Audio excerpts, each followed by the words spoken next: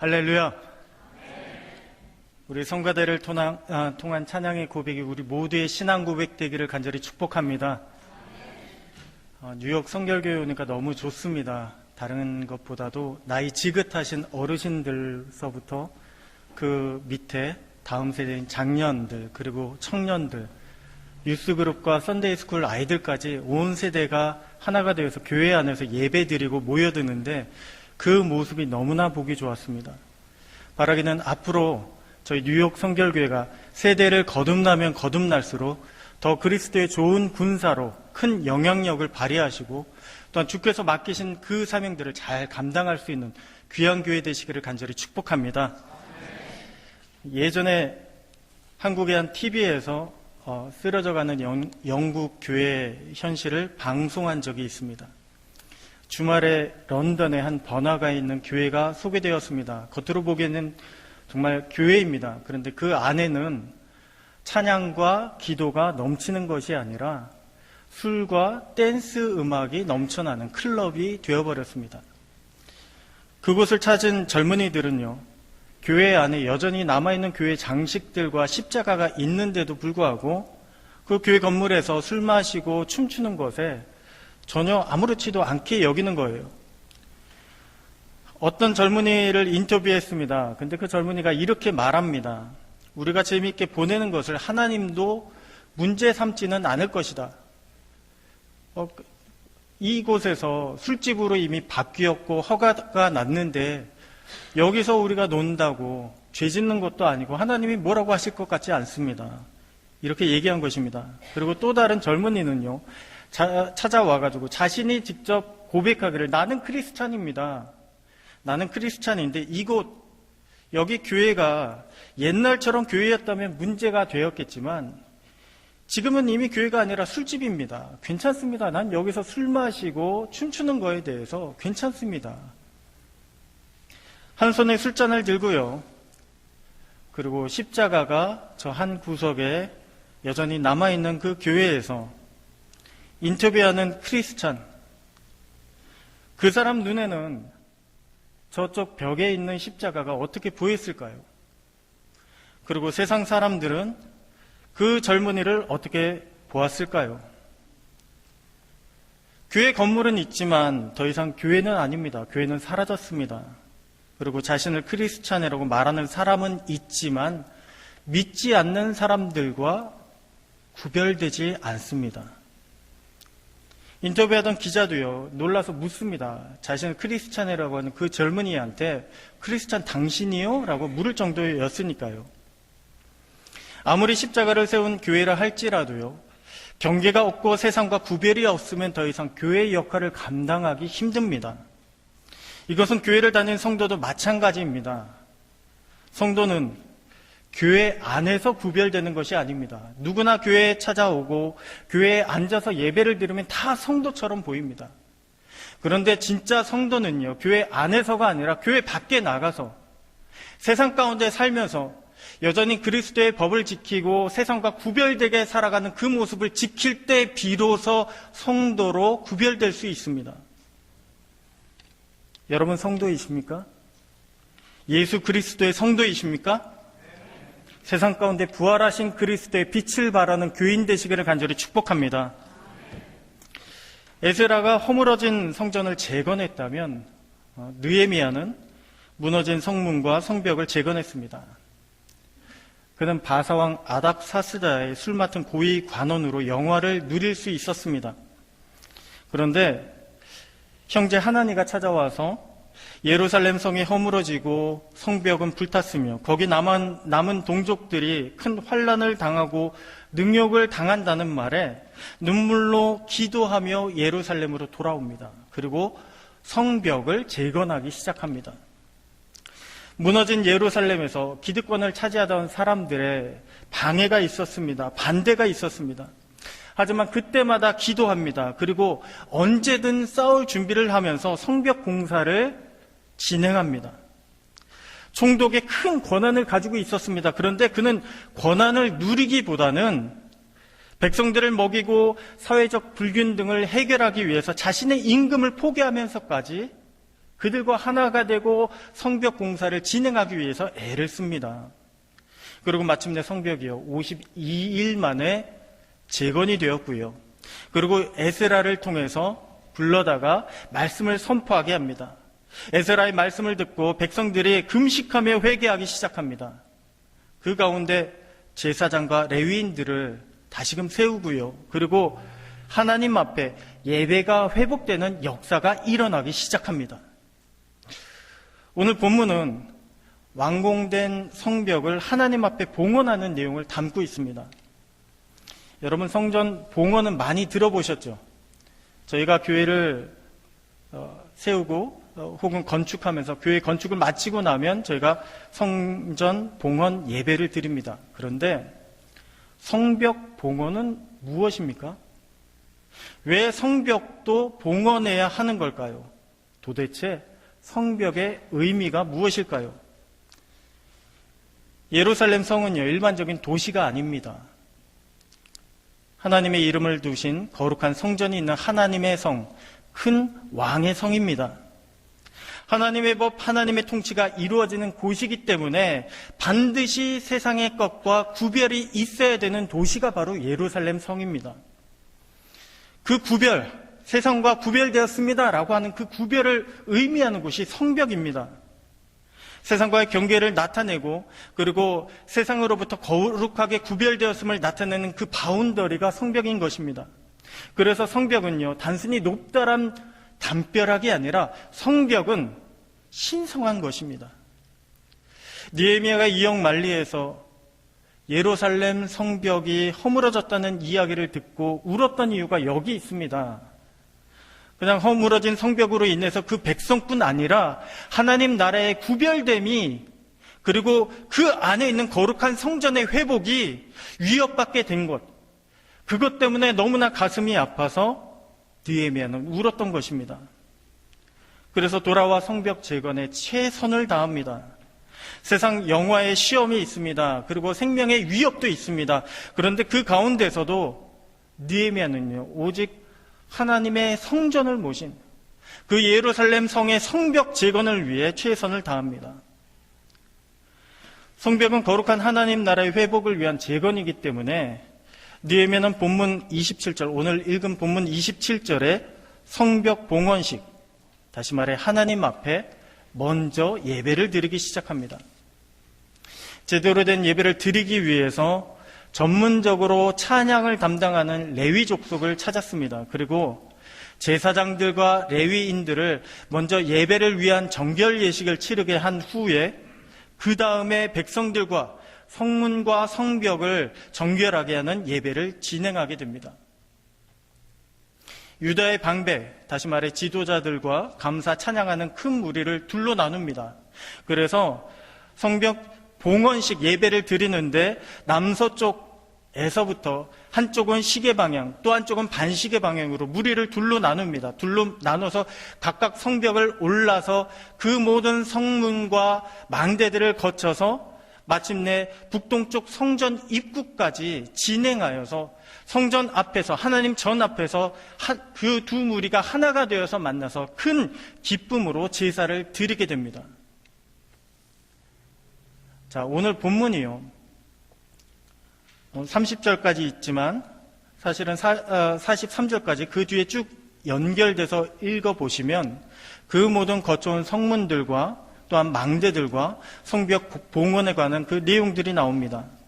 그 본문이 성벽 봉헌에 관한 내용이다 보니까 특이하게 성문들의 이름이 많이 나옵니다.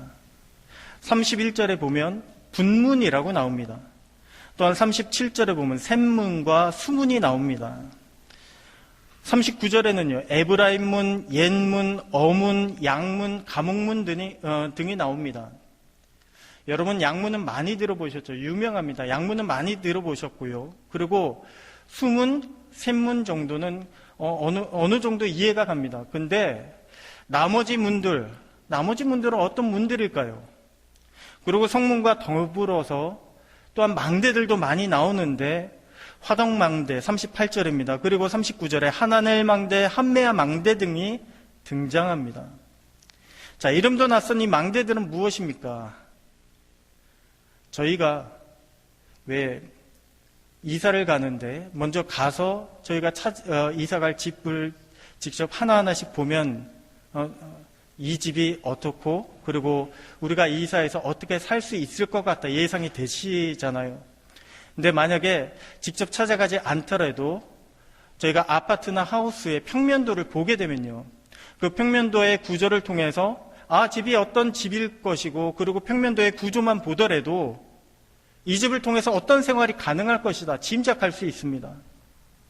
주방이 어디 있는가, 그리고 현관문에서 거실은 어떻게 연결되는가, 각 문들은 어디 있고 화장실은 거실에 있는가, 몇 개가 있는가, 방 안에 있는가, 이런 것들을 모두 보다 보면 내가 이 집에서 이렇게 살 수 있겠다라고 하는 게 짐작이 가시지 않습니까?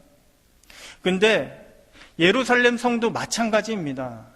예루살렘 성도요, 그 성문들, 성벽을 둘러싸고 있는 성문들과 그 성문의 이름들과 그리고 망대들을 보면 그들의 삶이 어떨지 짐작하게 됩니다. 성문마다 이름들이 있잖아요. 근데 그 이름이 단순히 동문, 서문, 남문, 북문이 아니라 이름 보면 양문이 있고요, 수문이 있고요. 각각 그 이름이 문들에서 어떤 일이 벌어졌는가, 그 벌어진 일들에 따라서 그 이름을 부르는 이름이 생겼어요. 별명이 생겼습니다.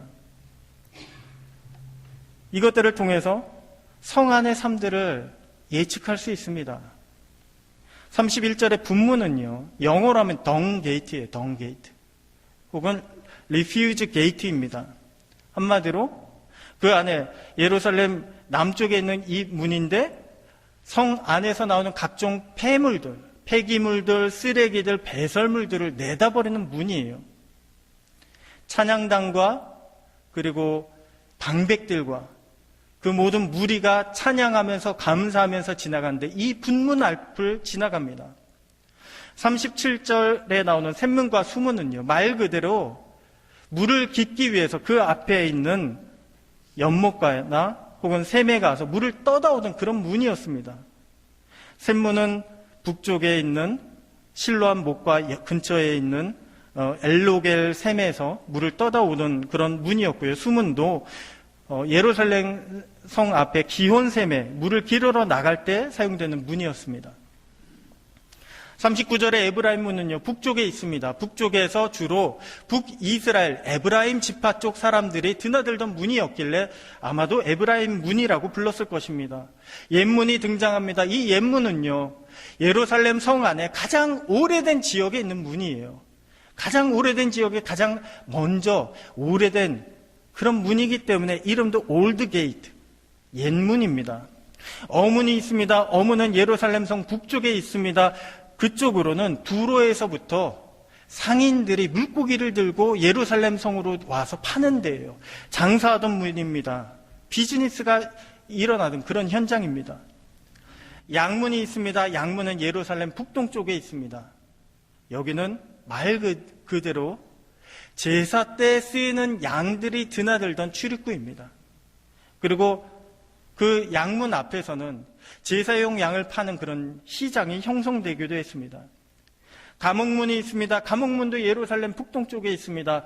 여기에는 아마도 그곳 치안을 담당하던 시위대가 있었고요. 그리고 감옥 유치장이 있었을 것입니다. 여러분, 이 문들을 거쳐서 찬양단과 그 모든 사람들이 그 앞을 지나가면서 예배하면서 지나갑니다. 찬양합니다. 그곳에서 하나님을 불러가며 이곳을 지켜주시옵소서, 이곳에서 예배가 회복될 수 있도록 해주시니 감사합니다. 이렇게 사람들이 예배하며 나아갑니다. 성벽 자체가 경계와 구분을 의미하는 것이라면요, 성문은요, 세상과 연결되는 통로입니다. 그래서 성문을 통해서 우리는 세상을 접합니다. 성문을 통해서 우리는 세상 속에서 살아갈 수가 있습니다. 우리는 부활하신 예수를 믿음으로 세상과 구별되었고요. 그리고 하나님의 자녀가 되었지만 이 세상을 살아가는 이상 세상을 등지며 살아갈 수가 없습니다. 샘문과 수문을 통해서 매일 마실 물을 길어오듯이 우리도 세상 속에서 마켓을 가잖아요. 마켓을 통해서 우리의 일용할 양식을 사옵니다. 또한 어문을 통해서 장사가 이루어지듯이요, 세상의 직장을 다녀야 됩니다. 그 가운데 분문처럼 더럽고 추한 꼴을 다 경험하기도 합니다. 혹은 감옥문처럼요, 힘들고 때론 억울한 일을 겪을 수도 있습니다. 하지만 그 모든 것이 세상에 살아가는 우리에게 주어진 문들입니다. 세상과 연결된 문들입니다. 세상과 문 닫고 살라는 것이 아닙니다. 그렇다고 구별됨을 포기하며 살라는 것은 더더욱 아닙니다. 우리는 세상과 연결된 삶의 문들마다 감사하며 찬양하며 그곳에서 예배하는 가운데 성전에서, 주님의 교회에서 기쁨으로 우리의 삶을 예배드려야 하는 것입니다. 여러분은 어떤 문들을 통해 세상을 살아가고 계십니까? 오늘 이 자리에 나와서 예배드리러 오셨는데 여러분들이 지난 한 주 동안에 어떤 문들을 통해서 세상 가운데 살아가셨고, 그리고 그 문들을 거쳐서 이곳에 오셨는데 여러분 어떤 마음으로 오셨습니까? 세상을 살아가는 교회로서, 그리고 여러분 한 분 한 분이 주님의 성령을 모신 성전으로서 혹 문단속은 어떻게 하고 계십니까? 저도 예전에 세상을 살 때, 평신도로 있을 때요, 저에게 성벽이 있었고 그리고 저에게 성문이 있었다는 걸 저는 알지 못했습니다. 평신도로 16년을 봉사했습니다. 교회에서 성가대로 16년, 교사로도 16년을 지냈습니다. 담임 목사의 아들이었습니다. 그리고 결혼해서는 교회 집사의 직분도 받았습니다. 전 나름 교회 안에서 신앙의 가문 가운데 자랐고요, 신앙생활 잘한다고, 나는 믿음이 좋다고 그렇게 생각을 했습니다. 그런데 남들이 알아주는 대학을 나와서 크게 성공하고 인정받으려다 보니까 저는 교회 안에서 하나님을 의지하는 것보다 선배들의 길을 쫓아가려고 했습니다. 세상의 성공을 얻기 위해서는 남들과 똑같이 가야 된다고, 세상의 법을 따라가야 된다고, 어쩔 수가 없다고 저는 그렇게 생각을 했습니다. 그러다 보니까요, 주일날 교회에 와서 설교를 듣잖아요. 목사님 설교를 듣다 보면 때때로 그런 생각이 듭니다. 목사님 말씀은 알겠습니다. 그런데 현실은 그렇지가 않습니다. 녹록지 않습니다. 목사님 혹시 목회만 하셔서 그런지 모르겠지만 세상 잘 몰라서 하시는 소리입니다. 제가 하던 소리였어요. 저도 그렇게 생각하고, 그리고 교회 안에서는 예배를 잘 드립니다. 교회 안에서는 봉사를 잘합니다. 누구보다 기도도 열심히 한다고 했습니다. 그런데 성전은 몰라도 성 밖에 나가서, 성벽에서 나에게 주어진 성벽이 있고 그곳에서 내가 출입하는 그 성문마다 나는 하나님의 말씀을 지키고 구별되이 살아가는 성도로 살아가야 됨에도 불구하고 저는 그것이 있다는 것을 잘 몰랐습니다. 세상과 연결된 성문은요, 때가 되면 반드시 닫을 줄도 알아야 됩니다. 정해진 예배 시간에 맞춰서 성문을 닫을 줄 알아야 됩니다. 혹은 세상의 유혹과 공격을 감지하면 성문을 닫을 줄 알아야 됩니다. 성문을 닫고 거룩한 성전을 보호하는 구별됨이 있어야 됩니다. 그런데 그 성문은요, 하나가 아닙니다. 우리가 말로만 세상과 교회 이렇게 이분법으로 구분하잖아요. 근데 우리가 세상을 살아갔는데 당장 교회 밖에 나가서부터 가정도 그렇고요, 직장도 그렇고요, 만나는 사람들마다 그렇고요, 마켓을 가도 그렇고요, 생활하는 그 모든 곳마다 내가 접하는 곳들이 있습니다. 통로들이 있습니다. 그곳 하나하나가 다 성문들입니다. 바라기는 여러분의 성문마다 성령의 보호하심이 있기를 간절히 축원합니다. 곳곳의 성문을 점검하며 기도하면서 예배하시기를 축원합니다. 성문처럼요, 본문에 등장하는 화덕, 망대, 그리고 한메아 망대도 마찬가지입니다. 자, 성문이 세상과 연결되는 통로라면 망대는 무엇일까요? 적들을 경계하는 망대는요, 결코 세상으로부터 공격받지 않겠다, 물들지 않겠다는 깨어있는 신앙의 결단들입니다. 망대는 말 그대로 망을 잘 보기 위해서 높은 곳에 세워집니다. 그러다 보니까 본문에 나온 망대들은요, 모두 북쪽의 높은 지역을 중심으로 배치되어 있었습니다. 우리도 신앙의 정점마다 망대가 세워집니다. 여러분이 은혜를 받을수록 부흥회 때라던가 아니면 예배 때라던가 아니면 여러분의 묵상할 때라던가 여러분이 기도하실 때 정말로 하나님의 은혜가 임하고 성령이 임하면 임할수록 그 은혜가 크면 클수록 여러분 안에도 신앙의 망대가 세워집니다. 내가 이렇게 살면 안 되겠다. 내가 이렇게 앞으로는 하나님 앞에 살아가야겠다. 기존과는 다른, 기존과는 구별된 그런 망대들이 하나씩 세워집니다. 은혜가 크면 클수록 기존에 나와는 구분되는 큰 결단이 생깁니다. 자, 여러분의 결단도 있잖아요. 여러분의 망대는 어떻습니까? 은혜 받을 때 여러분 결단하신 것들 있죠. 그리고 혹은 때마다, 연초 때마다 여러분, 올해는 나는 이것을 지키겠다. 헌신 예배 때마다 우리 기관은 이렇게 행하겠다. 우리 구역은 어떻게 해야겠다. 여러분들 결단하시는 그 모든 망대들이 있지 않습니까? 그 망대들 가운데서 내가 이 결단을 지키며 살아가겠습니다. 내가 이 가운데 하나님의 은혜를 내가 잃어버리지 않겠습니다. 공격받지 않겠습니다. 아직도 문제없이요, 든든히 죄와 싸우고 구별되는 그런 망대들이 세워져 있습니까? 아니면 조금씩 허물어졌고요, 돌아보니까 이제는 아예 흔적 없이 주저앉아 버렸습니다. 혹 여러분의 결단 가운데 이렇게 허물어진 망대는 있지 않습니까? 오늘 본문에서 성전 봉헌식을 하면서 제사장들과 찬양팀과 리더들을 성문들과 망대들을 지나게 하며 예배드린 이유가 여기 있습니다. 우리의 예배는요, 그냥 성전에서만 드리는 것이 아니라 우리의 예배는 삶의 곳곳을 돌아보며 그곳에 연약하거나 허물어진 곳이 있나 없나 살펴야 합니다. 그리고 주님께 감사함으로 나와서 드려야 하는 것, 그것이 저희의 예배입니다. 그렇기 때문에 여러분들이 오늘 이 자리에 나와 예배 드리는데도 그냥 주일 예배로만, 그리고 교회 예배로만 만족하실 것이 아니라 먼저 여러분이 거쳐온 한 주간의 삶을 돌아보시고 내 곳곳마다 정말 나는 어떻게 주님 앞에 예배 드렸나, 나는 어떻게 세상과 구별되어 살아왔나, 여러분 그 모든 것들을 거쳐서 그것들을 가지고 이곳에 나와서 주님 앞에 예배를 드려야 된다는 것입니다.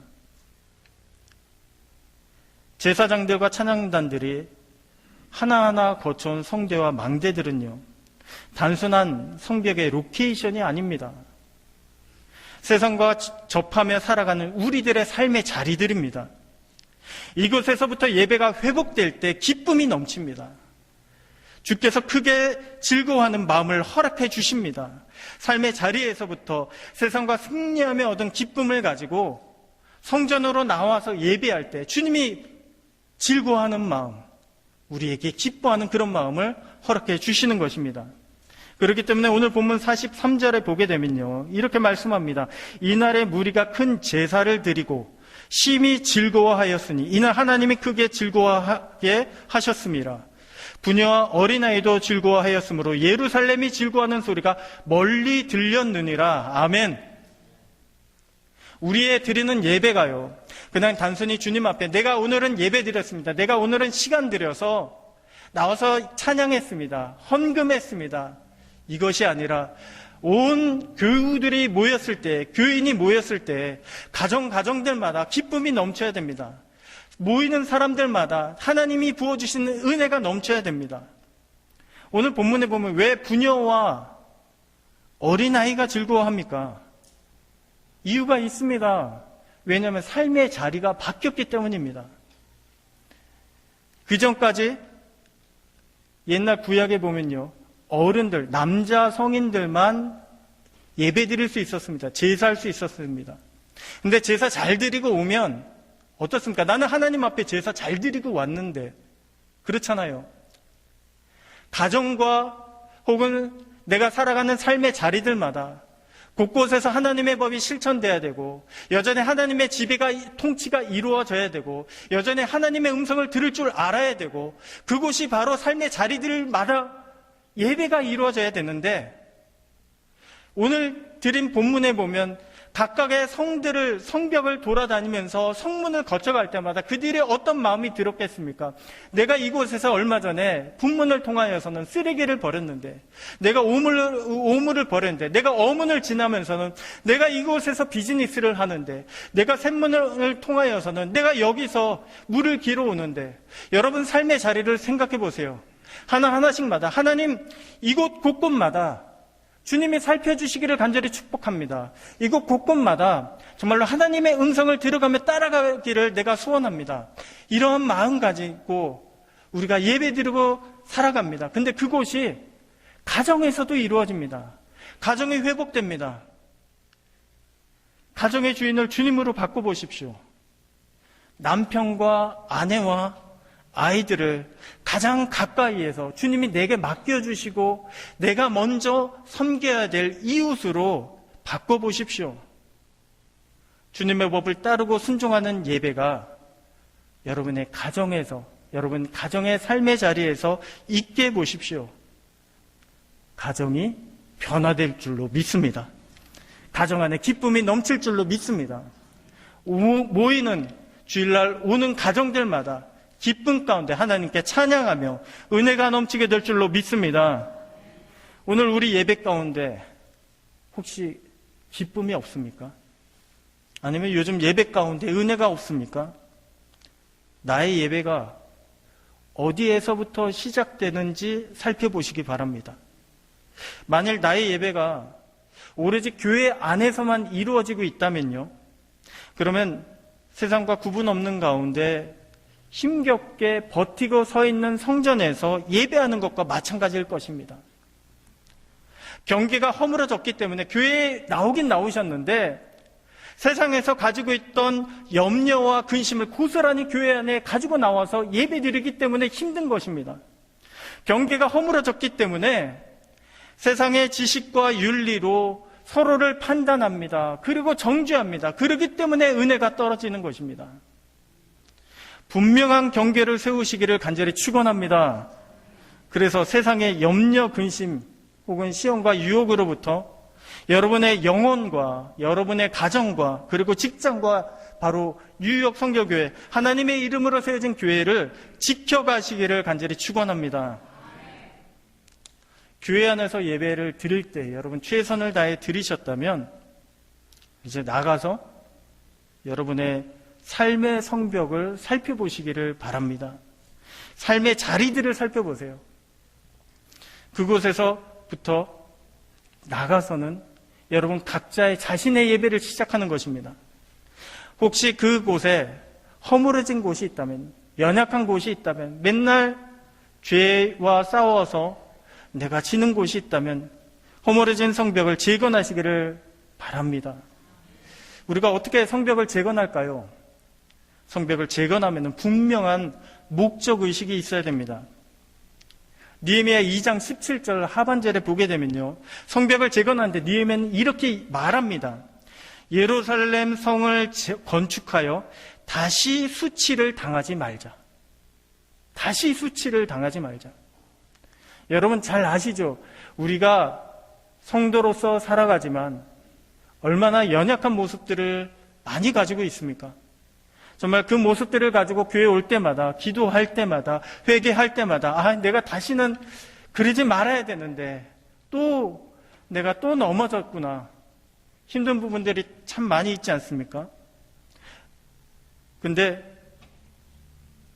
성벽이 든든하면, 성벽을 잘 세우고 그곳에 망대를 잘 세우면 죄와 싸워서 이길 힘을 얻게 되는 줄로 믿습니다.